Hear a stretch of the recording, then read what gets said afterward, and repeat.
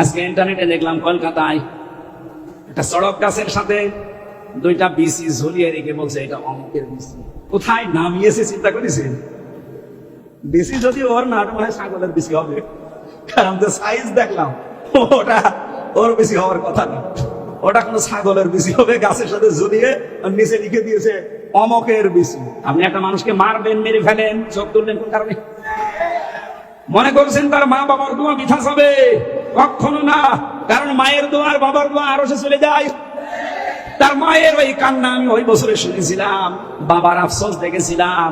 বারবার মা বাবা বলছিল আমার ছেলেকে তোরা মারবি, মেরে ফেল, কিন্তু আমার ছেলেটা চোখ তোলা তুলে নিলি কোন কারণে?